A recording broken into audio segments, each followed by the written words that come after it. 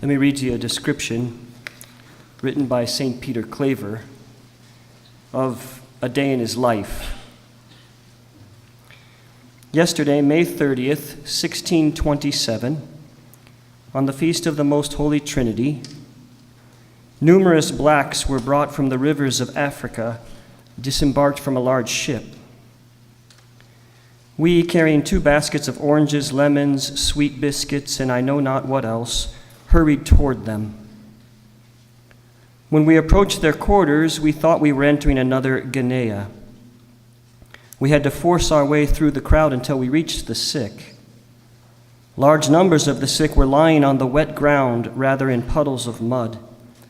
To prevent excessive dampness, someone had thought of building up a mound with a mixture of tiles and broken pieces of bricks. This then was their couch, a very uncomfortable one for that reason, but also because they were naked, without any clothing to protect them. There were 2 of them nearer to death than to life, already cold, whose pulse could scarcely be detected. With the help of a tile, we pulled some live coals together and placed them in the middle near the dying men. Into this fire we tossed aromatics. Of these we had 2 wallets full, and we used them all up on this occasion.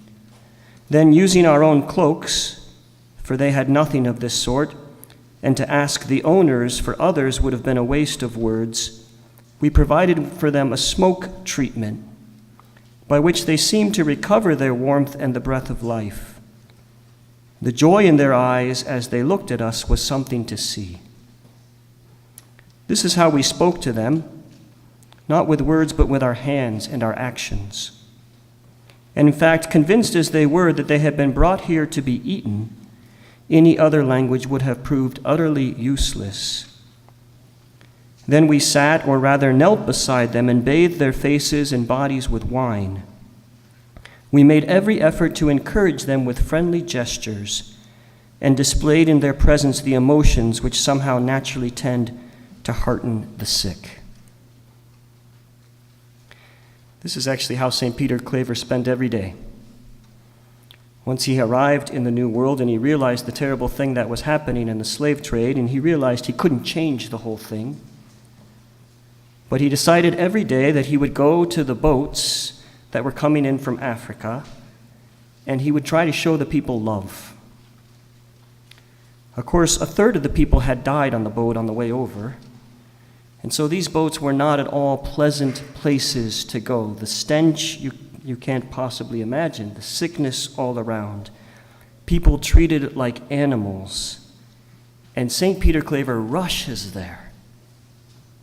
And he rushes there with one goal in mind: to show them their dignity, to show them that they were loved by God, to show them the love that he had in his heart. Really, it's worth asking why he was so driven. It's very similar to what St. Paul says in our first reading.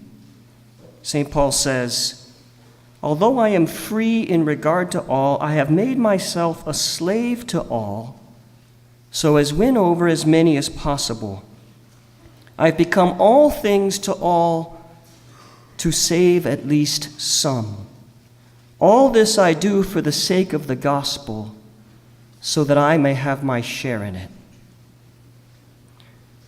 When St. Paul says, "I do this for the sake of the gospel," he doesn't mean a set of intellectual truths.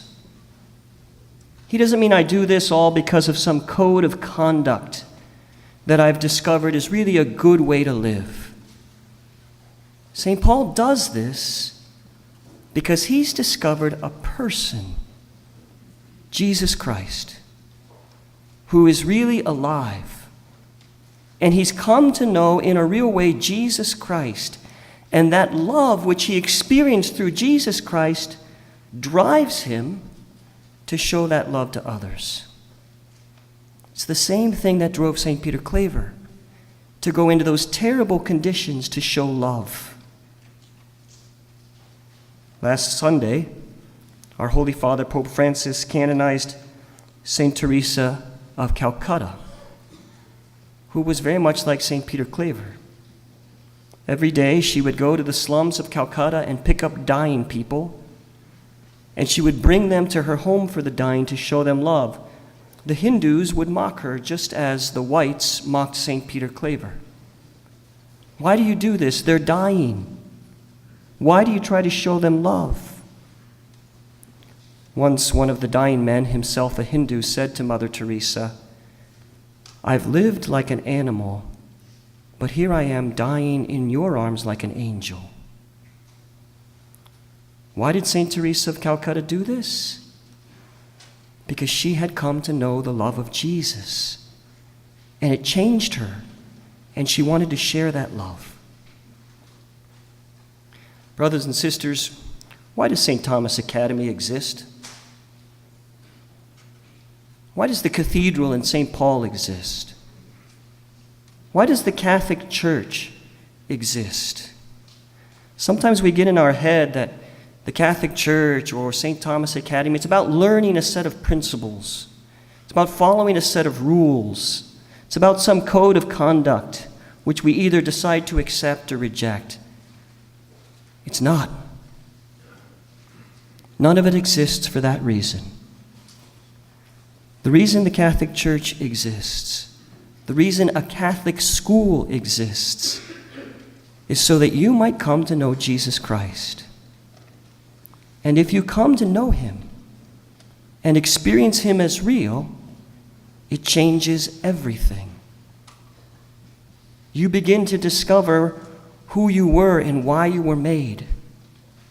And you begin to discover in your heart a love which you have to share with other people, just the way St. Paul did, just the way St. Peter Claver did, just the way St. Teresa of Calcutta did. Everything in the church exists for this reason, even St. Thomas Academy. That you might come to know the person of Jesus, and he might change your life, fill you with love, and fill you with a desire to share that love. Just share with you one personal story. I share it a lot because it's my story. About how I came to experience that love. And I share it just as an example that it can happen to you. I remember very well, I was 12 years old. I went on a retreat at my parish. I don't remember anything about the retreat, except that at the end of the day, the priest who was leading the retreat led us in this very simple prayer exercise. He said, I want you just to close your eyes and picture yourself in your favorite place. And so I did. And then he said, I want you to picture Jesus standing in front of you there. I don't know how to describe it except to say that when he said that, I felt like Jesus was really standing in front of me. And then he said, I want you to picture how Jesus looks at you with love. And again, the only thing I can say is when he said that, I experienced that Jesus was real and that he loved me.